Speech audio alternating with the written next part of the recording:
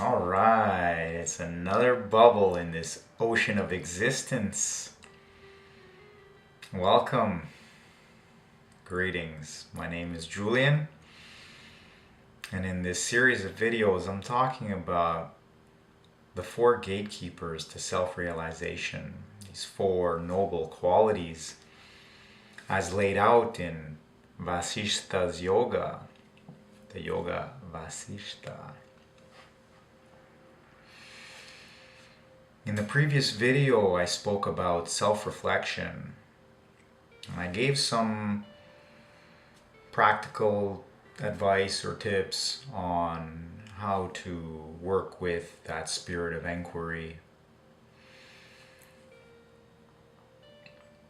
I didn't mention something that I would like to mention now before I move on to the next gatekeeper. What I would like to mention is that as we peel away some of those layers, I talked a lot about the mind and how the mind works and observing the mind and the mental processes and working on the conditionings. What I didn't mention as another practical application is as you move further and further into this, you really start to inquire and look at and observe and discriminate between what I am, what I am not. There's a certain question in the mind along the lines of what am I? What is my true nature? What is the nature of all of this? Somehow, what am I and what is reality are very deeply interconnected.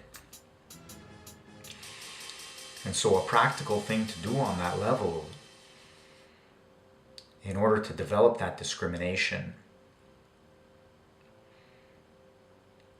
is to focus on what I am not. You can think about your body, any parts of your body, and ask yourself, am I any of these things?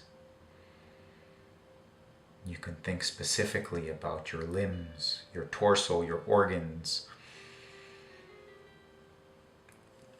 your vessels, your fluids,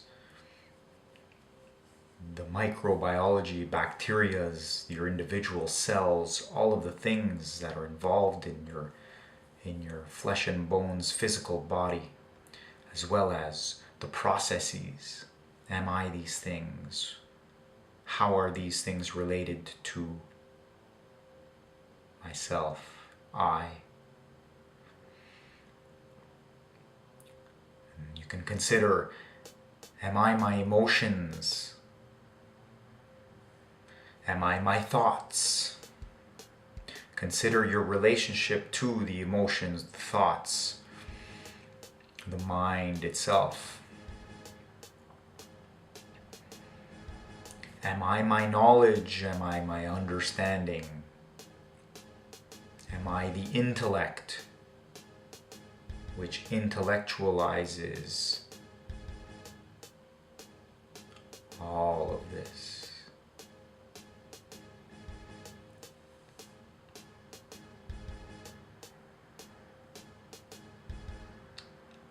Just getting that sense there, working with that discrimination, helps us, it will help you to have little insights about yourself, and really that's what the spirit of inquiry is all about. One idea to keep in mind is if it is an object for me, then is it me? In the sense that perhaps am I the subject? And if I am the subject, then any object cannot be me. If I am the knower, then anything known cannot be me. Or maybe it can. That's for you to play with. So before we move on to the quality of contentment, I just wanted to to bring that up because I feel like that's a very important aspect of the spirit of inquiry, is really developing that discrimination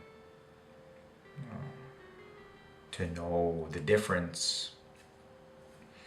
And on some level, we might remove all of everything and be left with this emptiness.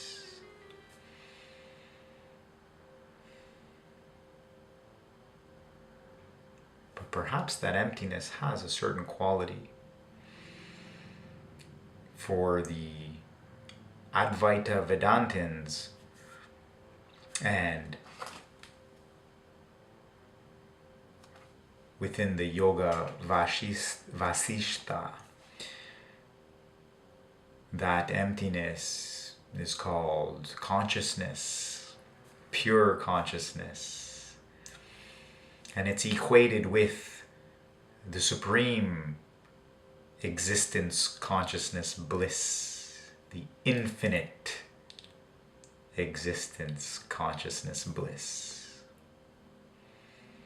Now, it's simple enough to intellectualize this and to know it on a verbal level, on an intellectual level, but once again, it comes down to the self-knowledge is based in knowing it as a fact, or knowing through direct experience. And on certain level, these are just words and concepts which we use to try and delineate and better understand and intellectualize the truth. But the truth is beyond words, beyond the mind in a certain way. In a way which I can still not even fathom. All right. Thanks for bearing with me on that one. I thought that was really important. I wanted to make that a bit more clear. If you have any questions about that, definitely throw that below in the comment section. And now moving onward and upward, we move into contentment.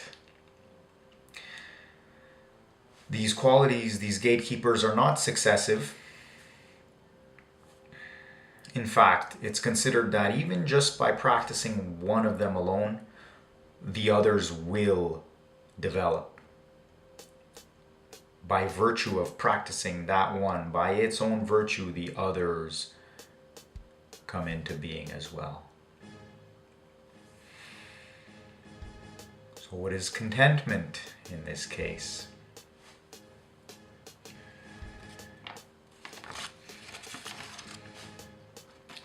Contentment is about being satisfied no matter what.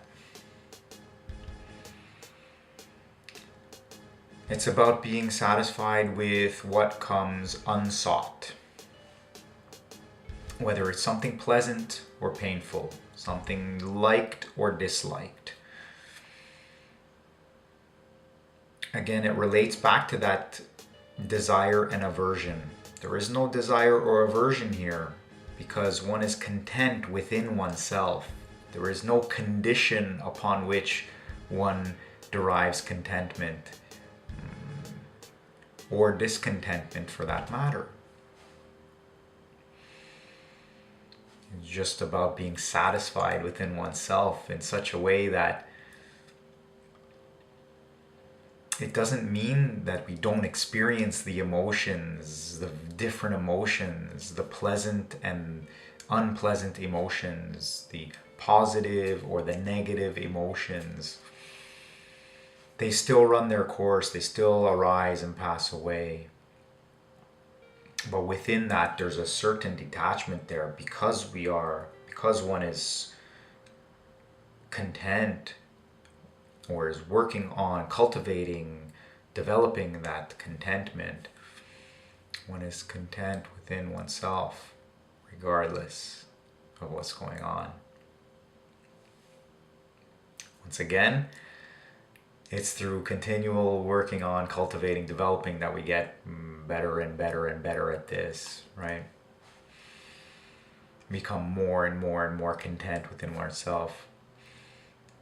The idea is that, okay, certain emotions come and go, whether they're elations or depressions, whether it's an experience of joy and ecstasy and excitement, or whether it's an experience of sadness or grief or anger or whatever it is. We don't attach to them. We don't identify with them. Instead, over time, the frequency with which these emotions arise, their frequency, their intensity, and the time it takes to return back to stasis, back to that remembrance of contentment,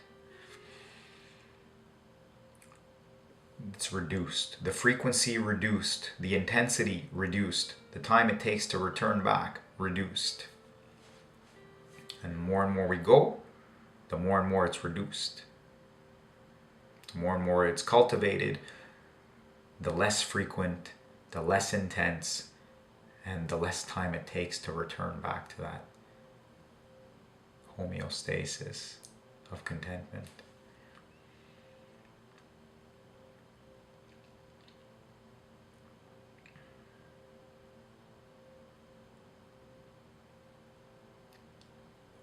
It's pretty much that. There's not much else to it. It's not easy. We are so deeply conditioned. We've got all these patterns, these habits of mind. But the more we become content unconditionally, the less things seem to disturb us or distract us from our overall sense of contentment in the moment, in such a way that no matter what happens here, even if something grand happens, it's like great, gratitude. And even if something miserable or horrible happens, still that same sense of my sympathies, or bummer, gratitude. And in a way that becomes difficult sometimes for others to accept, to handle. They might think that you are, or that I am, strange or weird, or there's something wrong, or cold, lacking of emotion. But really what it is a sense of contentment no matter what. And through that sense of contentment, there is that tranquility, equanimity, the peace. There's a deep sense of peace. And within that is a pure sense of bliss.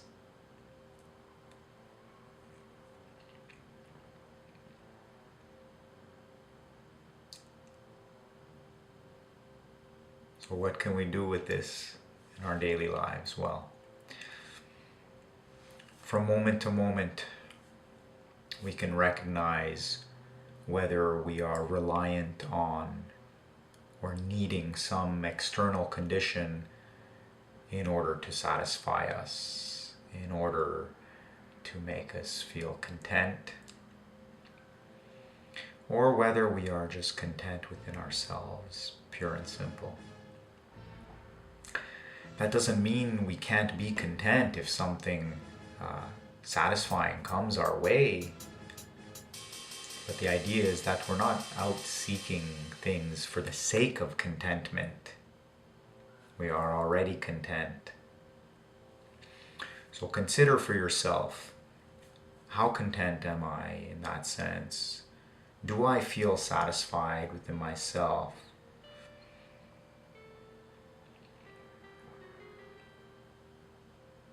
And then noticing throughout the day your level of contentment and what it is that's bringing you away from that contentment, whether it's something positive that's distracting you away from that and bringing you to one side of the spectrum,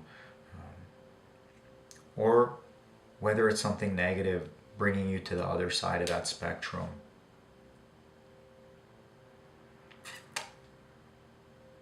And cultivating that remembrance of contentment. Remembrance of contentment comes from a certain remembrance of oneself.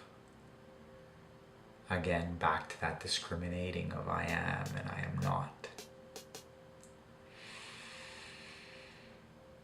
So you notice when you're losing that sense of contentment, and you remember to yourself and you ask yourself, am I satisfied within myself? And no? Okay, why? What would it take for me to be satisfied within myself? And if you feel like it's something external, some condition needs to be satisfied in order for you to feel content, observe that, don't judge it. It's a sign. It's telling you something about where you're at. All right.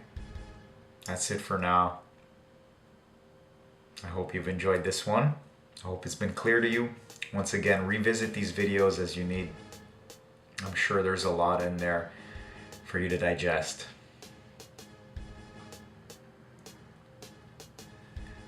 Leave a comment, please. That would be great. We can get this discussion going big time. And until the next one.